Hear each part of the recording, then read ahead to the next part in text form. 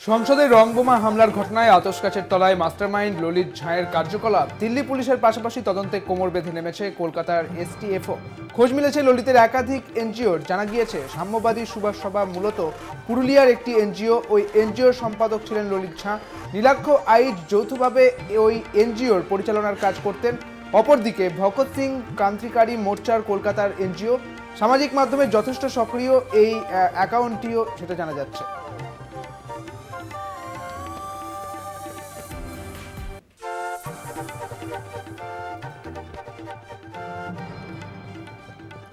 কলকাতায় ডেরা সংসদে হানার মাস্টারমাইন্ডের বাগুইআটিতে ৩ বছর ছিলেন ললিত ঝা। বাড়ির মালিকের সঙ্গে ললিতের ভাড়া বাড়ির চুক্তির কপি কলকাতা টিভিতে।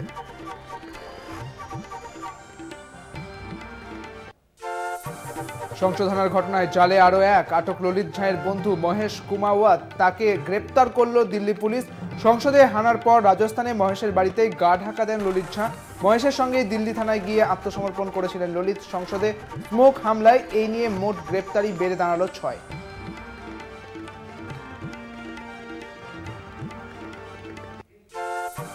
সংসদে হানার ঘটনায় আবারও চাঞ্চল্যকর তথ্য। সংসদে তাণ্ডব চালানোর পর নিজেদের গায়ে আগুন লাগানোর পরিকল্পনা ছিল সাগর মনোরঞ্জনদের। ফায়ার প্রুফ জেল লাগিয়ে সংসদে যান রং হানাকারীরা। দাবি দিল্লি পুলিশের, যদিও সেই পরিকল্পনা সাফল্যের মুখ দেখেনি। এদিকে ঘটনার তদন্তের জন্য একটি উচ্চ পর্যায়ের তদন্ত কমিটি গঠন করা হয়েছে বলে জানিয়েছে লোকসভা স্পিকার ওম বিড়লা। সংসদে হামলার ঘটনায় জাতীয় নিরাপত্তা নিয়ে প্রশ্ন উঠতে শুরু করেছে। কি কারণে এই হামলার, তার পিছনে বড় কোনো উদ্দেশ্য ছিল কিনা খতিয়ে দেখা হচ্ছে। তবে মনে করা হচ্ছে এই হামলার পিছনে নৈরাজ্য সৃষ্টি করার উদ্দেশ্য ছিল। সংসদে নিরাপত্তা লঙ্ঘনের ঘটনায় আদালতে তথ্য দিয়ে এমনটাই জানালো দিল্লি পুলিশ। আদালতে আরও জানানো হয়েছে, সংসদে হামলা চালানোর প্রকৃত উদ্দেশ্য, এর নেপথ্য অন্য কোনো শত্রু দেশ বা জঙ্গি সংগঠনের হাত রয়েছে কিনা তা বিস্তারিতভাবে খতিয়ে দেখা হচ্ছে। সংসদে নিরাপত্তা লঙ্ঘনের ঘটনা নিয়ে এবার সরব হলেন কংগ্রেস নেতা কেসি ভেনুগোপাল। রাজনীতি করা হচ্ছে না, দিল্লি পুলিশ এটিকে সন্ত্রাসী হামলা বলছে। প্রসঙ্গত, গত 13 ডিসেম্বর সংসদে স্মোক হামলার ঘটনার পর থেকে শুরু হয়েছে রাজনৈতিক চর্চা। সংসদে নিরাপত্তার প্রশ্নে সরব হয় বিরোধীরা, যদিও বিজেপির অভিযোগ বিরোধীরা ঘটনাটি নিয়ে রাজনীতি করছে। সংসদ হানা নিয়ে প্রথমবার মুখ খুললেন কংগ্রেস নেতা রাহুল গান্ধী। বিধলেন মোদী সরকারকে। কেন্দ্রের ভুল নীতির কারণেই বাড়ছে বেকারত্ব, চাকরি পাচ্ছে না যুব সমাজ। বেকারত্ব মূল্যবৃদ্ধির কারণে সংসদেই এই হানা, দাবি রাহুল গান্ধীর। এই একই দাবি জানিয়ে গত বুধবার 13 ডিসেম্বর সংসদে হামলা চালিয়েছিল নীলামরা।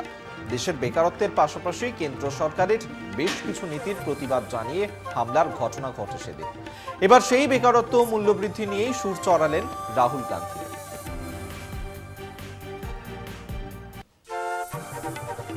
দেশের প্রধানমন্ত্রী পার্লামেন্টের নিরাপত্তা দিতে পারেন না।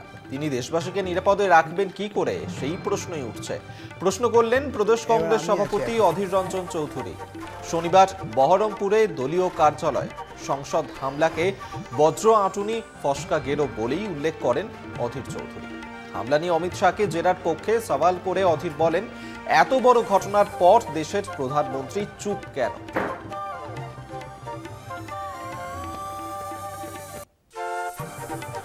শীতের বঙ্গে গীতা পাঠ, রাজনীতির আঁচ, ব্রিগেডের লক্ষ্য কণ্ঠে গীতা পাঠের প্রস্তুতি। 24 ডিসেম্বর গীতা পাঠের অনুষ্ঠানে যোগ দিতে পারেন প্রধানমন্ত্রী নরেন্দ্র মোদী। অনুষ্ঠানে থাকবেন 5000 স্বেচ্ছাসেবক এবং মেডিকেল টিম।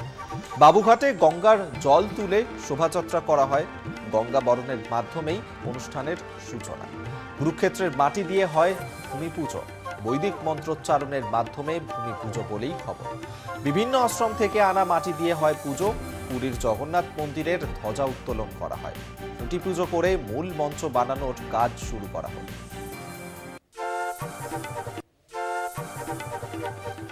নেতাজি নগর অপহরণ কাণ্ডে গ্রেফতার আরও এক। মুম্বাই থেকে গ্রেফতার সুখদেব সুকুমার সূত্রধর। ধৃতের ভাড়ার ফ্ল্যাটেই রাখা হয়েছিল অপহৃতদের। অপহৃতদের মারধরের সময় উপস্থিত ছিল ধৃত ব্যক্তি বলেই সূত্রের খবর।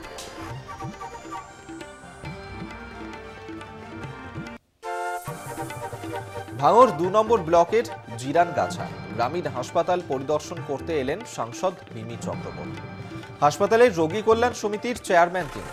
বিএমওএইচ, বিডিও, পঞ্চায়েত সমিতির সভাপতি আরাবুল ইসলাম সহ জনপ্রতিনিধিদের সঙ্গে বৈঠক করেন মিমি। সাংসদ তহবিল থেকে বরাদ্দকৃত অর্থে নির্মিত রোগীর শেড, নতুন বিল্ডিং ঘুরে দেখেন মিমি চক্রবর্তী। কথা বলেন রোগীর আত্মীয়দের সঙ্গে। চলে যাওয়ার আগে বাচ্চাদের হাতে চকলেট তুলে দেন তিনি।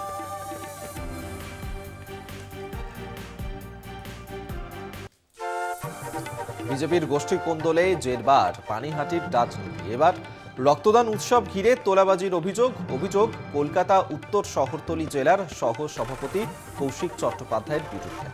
খড়দা থানায় অভিযোগ দায়ের করা হয়েছে কৌশিকের বিরুদ্ধে। বেঙ্গল বিজেপির একটি ফেসবুক পেজে বিজেপি নেতা কৌশিক চ্যাটার্জির বিরুদ্ধে পোস্ট হতেই শোরগোল পড়ে যায় পানিহাটি অঞ্চলে।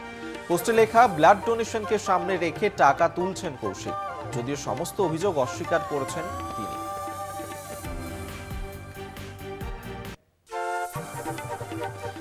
ডুয়ার্সের চা বলয়ে চা শ্রমিকদের দাবির মুখে পড়লেন বিরোধী দলনেতা শুভেন্দু অধিকারী। শুভেন্দুর কনভয় লক্ষ্য করে চোর স্লোগান। শনিবার শুভেন্দুর কনভয় ঢুকে 100 দিনের কাজের টাকা দাবি করেন চা বাগান কর্মীরা। মেটেলির চালসার সভার আগে 17 নম্বর জাতীয় সড়কের পাশে সোনগাছি চা বাগান মোড়ে দাঁড়িয়েছিলেন বাগান কর্মীরা। শুভেন্দু অধিকারীকে দেখতেই জব কার্ড হাতে দাঁড়িয়ে পড়েন তারা।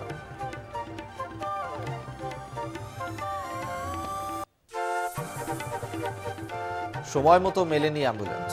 অর্থের অভাবে গাড়ি করে অসুস্থ রোগীকে হাসপাতালে নিয়ে যাওয়ার সময় পেল না পরিবার। চিকিৎসা না পেয়েই বাড়িতেই মৃত্যু হলো শ্রমিকের। মর্মান্তিক ঘটনাটি ঘটেছে আলিপুরদুয়ার জেলার মাদারিহাট বীরপাড়া ব্লকের ঢেকলাপাড়া চা বাগানে। মৃত শ্রমিকের নাম সুশীল ওঁরাও। তিনি ঢেকলাপাড়া চা বাগানের শ্রমিক। বাগানে 2 মাসের বেতন বাকি। সংসারে অনটন বাড়ছে, তার মধ্যেই অসুস্থ হয়ে পড়েন সুশীল। অর্থাভাবেই তিনি সময় মতন চিকিৎসা পেলেন না বলেই দাবি পরিবারের।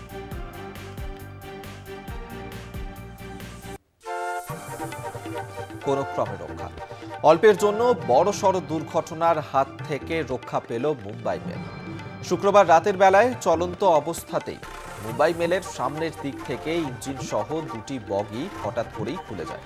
বিচ্ছিন্ন বগি ছাড়াই প্রায় 2 কিলোমিটারের বেশি এগিয়ে যায় ট্রেনটি। শুক্রবার রাতে দক্ষিণ পূর্ব রেলওয়ের হাওড়া খড়গপুর শাখার উলুবেড়িয়া বীরশিবপুর স্টেশনের কাছে এই ঘটনা ঘটে। খবর পেয়ে রেলের আধিকারিক এবং ইঞ্জিনিয়াররা ঘটনাস্থলে যান। কাপলিং মেরামতের কাজও শুরু করেন তারা। অবশেষে রাত্রি 1:20 নাগাদ কাপলিং ভেঙে ইঞ্জিন থেকে বিচ্ছিন্ন হয়ে যাওয়া কামরা 2টি সরিয়ে নতুন কামরা নিয়ে আসা হয় সেখানে। যাত্রীদের সেই কামরা নিয়ে মুম্বাইয়ের উদ্দেশ্যে রওনা হয় হাওড়া মুম্বাই।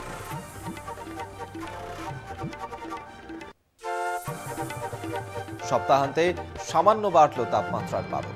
যদিও ইতিমধ্যেই জেলায় জেলায় জাঁকিয়ে শীত পড়ে গিয়েছে, অবাধে উত্তরে হাওয়া সপ্তাহ জুড়েই দক্ষিণবঙ্গে প্রবেশ করতে শুরু করেছে, যার কারণে শীতের আমেজ বজায় থাকবে। তুষারপাত, হালকা বৃষ্টির জেরে উত্তরবঙ্গের তাপমাত্রা কিছুটা নেমেছে। শনিবার উত্তর পশ্চিম ভারতে ঢুকেছে পশ্চিমী ঝঞ্ঝা। এর প্রভাবে রবিবার থেকেই মঙ্গলবারের মধ্যে ফের উত্তরবঙ্গে আবহাওয়া বদলাতে পারে।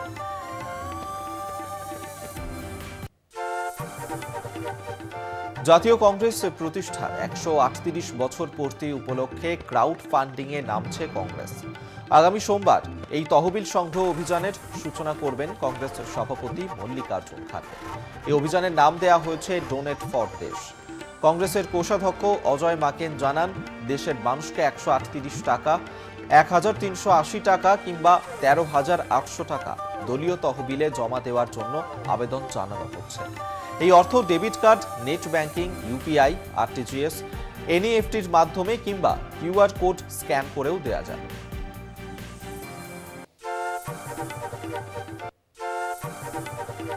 কংগ্রেসের সাংসদের বাড়িতে আয়কর হানায় কুবেরের ধনের হদিশ। বাজেয়াপ্ত 350 কোটি টাকা। উদ্ধার টাকা পারিবারিক ব্যবসার। ওই টাকার সঙ্গে কংগ্রেসের কোনো যোগ নেই, দাবি কংগ্রেস সাংসদ ধীরাজ সাহু। ওড়িশার একটি মদের কারখানা থেকে উদ্ধার হওয়া 300 কোটি টাকার উৎসের হদিশ পেতেই তদন্তে উঠে আসে কংগ্রেসের সাংসদ ধীরাজ সাহুর নাম। রাঁচিতে তার বাড়ি অফিসে তল্লাশি চালানো হয়। তল্লাশি অভিযানেই উদ্ধার হয় এই বিপুল পরিমাণ টাকা।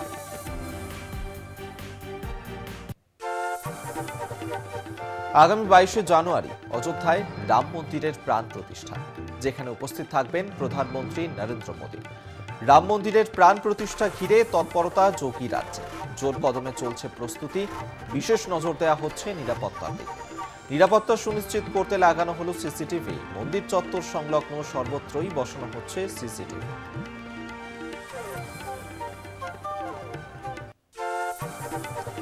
চলন্ত বাসে গণধর্ষণ। উত্তরপ্রদেশ থেকে রাজস্থানে যাওয়ার পথেই এই নির্মম ঘটনাটি ঘটে। পুলিশ সূত্রে খবর, 20 বছর বয়সী এক যুবতীকে গণধর্ষণ করে ওই দুই যুবক। অভিযুক্ত বাসের দুই চালক। ঘটনায় একজনকে গ্রেফতার করা হলেও অন্যজন পলাতক। এই ঘটনায় ফের একবার প্রশ্নের মুখে যোগী রাজ্যের মহিলাদের নিরাপত্তা।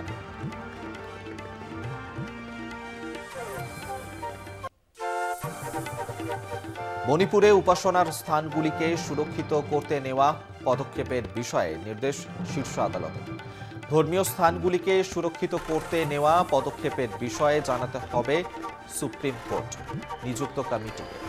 বিস্তৃত তালিকা দিয়ে জানাতে হবে মণিপুর সরকারকে, নির্দেশ সুপ্রিম কোর্ট।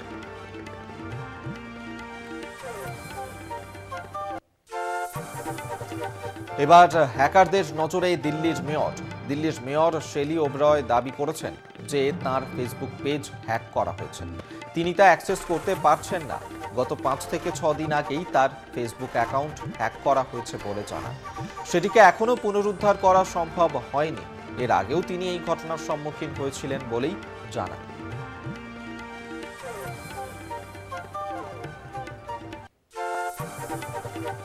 দেশে দলাই লামা। শনিবার বিহারের বুদ্ধগয়ায় এক মন্দিরে প্রার্থনা জানাতে দেখা যায় তিব্বতের এই আধ্যাত্মিক গুরুকে। মহাবোধি মন্দিরে প্রার্থনা জানান তিনি। এর আগে গতকাল সিকিম এবং পার্শ্ববর্তী শিলিগুড়ির বিস্তীর্ণ এলাকা ঘুরে দেখেন দলাই লামা। ধর্ম বর্ণ ভুলে সবাইকে একজোট হওয়ার পরামর্শ দেন দলাই লামা।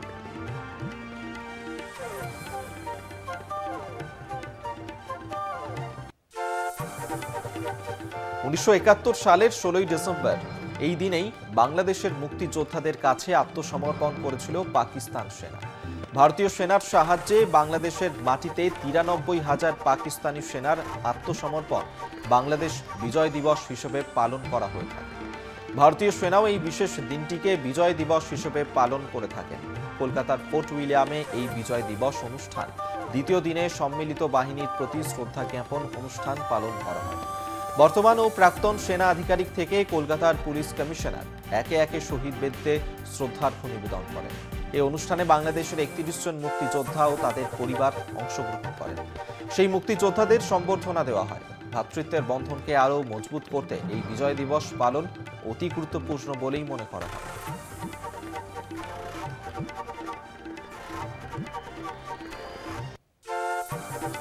ইসরায়েলের হামলা, গাজায় ফের মৃত্যু হলো এক সাংবাদিকের। শুক্রবার গাজা উপত্যকায় ইসরায়েলের হামলায় আল জাজিরার এক সাংবাদিক নিহত হন এবং তার সহকর্মী আহত হয়েছে। হামলায় প্রাণ যায় আল জাজিরার ক্যামেরাম্যান সামের আবু দাক্কারের।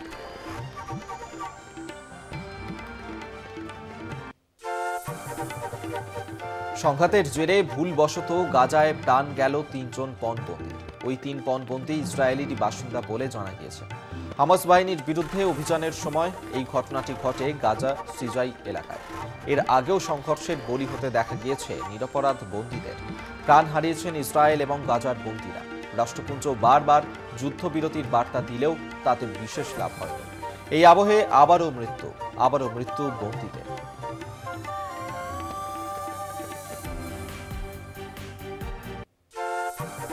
ভুলবশত 3 ইসরায়েলি বন্দীর মৃত্যুর ঘটনায় শোক প্রকাশ ইসরায়েলের।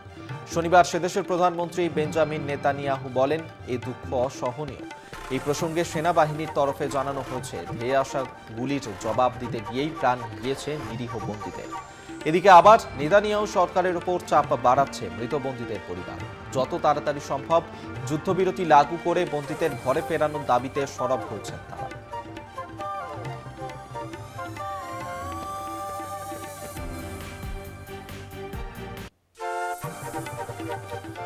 সংঘাতের মধ্যেই ইসরায়েলের ফের বিমান পরিষেবা চালু করতে চলেছে লুফথানসা।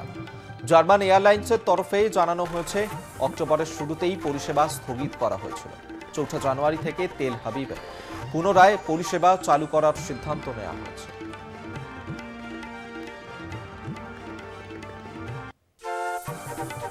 সুপ্রিম কোর্টের রায়ের কয়েক ঘন্টা পরে নির্বাচনের সময়সূচি জারি করল পাকিস্তান। ভোট গ্রহণ প্রক্রিয়া শুরু হওয়ার কথা 8ই ফেব্রুয়ারি।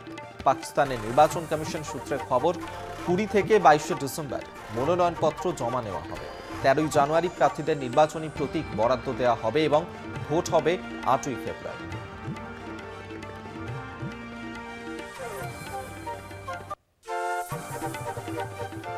পুতিনের সমালোচক আলেক্সি নাভলিনির নিখোঁজ সম্পর্কে কোনো তথ্য নেই ক্রেমলিনের কাছে, এমনটাই জানানো হলো রাশিয়ার তরফে। নাভলিনি 6 ডিসেম্বর থেকে কারাগার থেকে নিখোঁজ রয়েছেন। এই প্রসঙ্গে নাভলিনির মুখপাত্র কিরা ইয়ারমিশের দাবি, গত 11ই ডিসেম্বরের আগেই সম্ভবত নাভলিনিকে জেল থেকে অন্যত্র নিয়ে যাওয়া হয়েছে। তবে কোথায় তাঁকে নিয়ে যাওয়া হয়েছে তা জানা যায়নি বলেই দাবি তাঁর।